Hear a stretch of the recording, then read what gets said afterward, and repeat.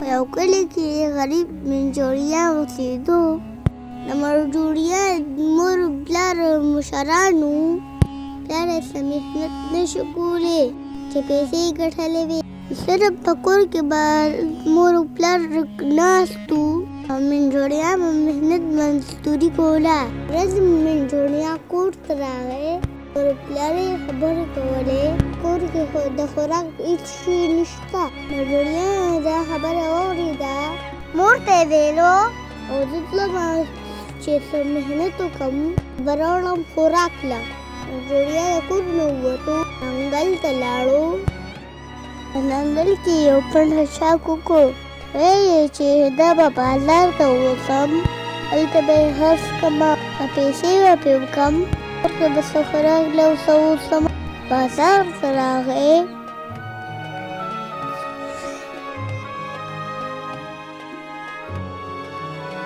خشاک یې یو سایډ ته کېښودو او په خپله ولاړو. نارې یې وهلې، خشاک والے خشاک والے په 200 روپۍ خشاک دی. یو کس راغی او خشاک یې ترې واخیستو او پیسې یې ورکړې. منجوړیا ډېر خوشحاله شو. زه په دې خوراک نه څه ووسم، مور او پلار مې پته نه دي. ای پیسو یې مایې واخیستو. ویل یې چې په مور او پلار به ښه خوراک وکړم، خوشحاله به شي. کور ته راغی.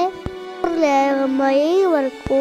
ورته یې ویل چې دا پوخ کړه. مور یې چې هغه کله هغه مایې ویندو مایې کې دننه هیره راوخته. مور یې خوشحاله شوه. په منډه یې دننه کوټې ته راوړو. خاوند ته او منجوړیا ته هیرې خبره وکړه. ډېر خوشحاله شو. ټوپونه یې وهل چې شکر دی قسمت هم ښه شو. مور ورته ویل دا هیره یوسه او بازار کې خرڅه کړه. منجوړیا په خوشحالۍ روان شو. هیرې یې وړه بازار ته. هلته مور یې پلار یې خوشحاله وو. پلار یې ډېر خوشحاله وو. سوچ یې کولو بله له خپلې کور والو. منجوړیا هیره خرڅه کړه.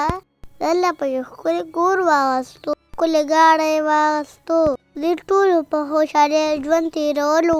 خپله کمزورۍ ناجوړتیا باندې صبر کولو. الله ښه بدله ورکوي. او دا ویډیو د تاسو خوښه شوي زموږ چینل سبسکرایب کړئ او لایک یې کړئ. موږ سپورټ وکړئ چې الله موږ له ستاسو سپورټ کامیاب کړي. الله حافظ.